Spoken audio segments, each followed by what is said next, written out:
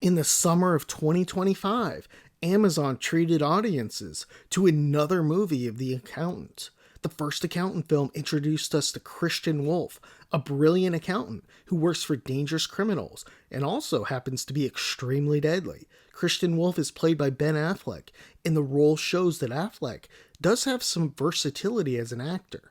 Now, The Accountant 2 uses many of the same characters, such as Christian's brother Brax, played by John Bernthal, and Ray, played by the great J.K. Simmons.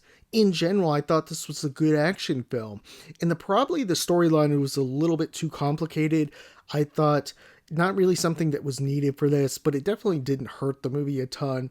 I would think that in a film like this, you really just need a few highlights of Christian solving some cool, difficult problems, Braxton and Christian beating up some guys, and having just a formidable opponent. That's really all you need.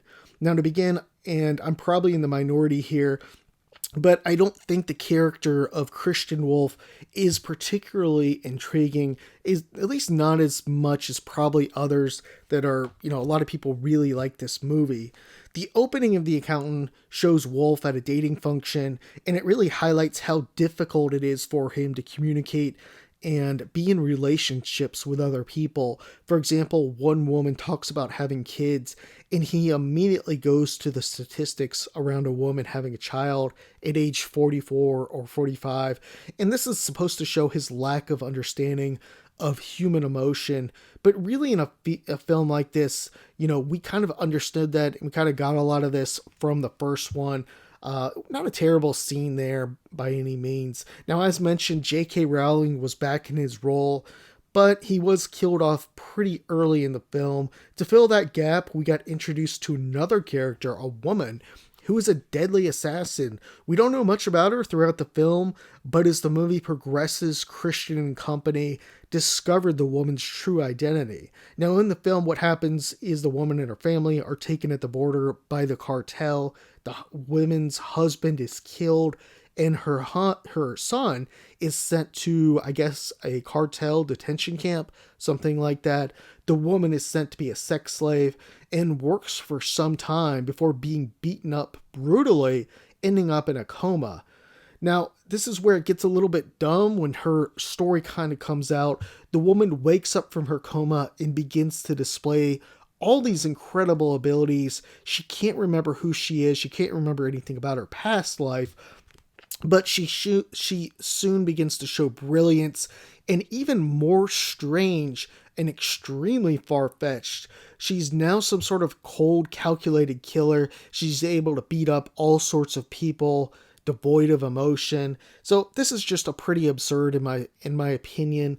I get that sometimes people wake up from comas and they display abilities, they can speak languages, but I've never heard anything even remotely close to people getting all these, different physical skills and different abilities, knowing those types of things. Now, coming back to the movie, I thought Ben Affleck did really well once again as Christian Wolf.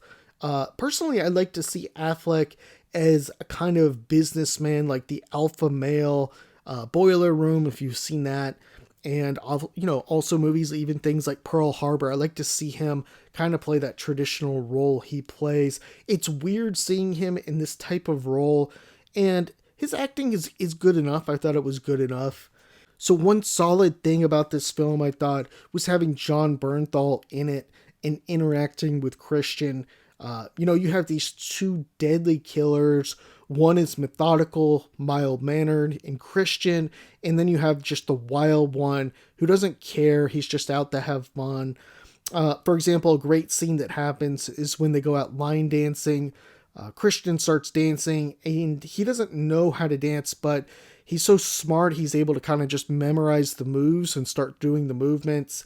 And some guys threaten to beat him up because he's dressed really preppy, and Christian and Brax easily beat them up. So the storyline in this film I thought was okay. I thought much of the strength of the movie was probably more in the characters and the acting than the storyline itself. It wasn't particularly intriguing, I thought. I thought a better way to go would be to have some sort of other deadly assassin and have possibly Christian and Brax have to go in and take out the assassin, or some sort of, very dangerous group. In general, I think that they should have just gone with a simpler storyline. I know a lot of people liked it, but for a movie like this, you really don't need to have a very complex story. Just some highlights of Christian solving some cool problems, Braxton and Christian beating up some guys, and really just having a formidable opponent. That's really all you need. This raises the question then, are we going to see a third installment of this film? Yes, there is actually one in pre-production right now. Now, the rumors have it both Ben Affleck and John Bernthal will be back, as well as Anna Kendrick is coming back. She was in the first one, so that should be a nice addition. Let's hope, though, that the movie doesn't take 8 years to come out. The first accountant came out in 2016, or actually it's 9 years. So let's hope we get this out in the next few years. Let me know if you enjoyed this movie. If you enjoyed the first one better, was this a big step down for you? For me, it was about, the same. Anyhow, thanks for your time.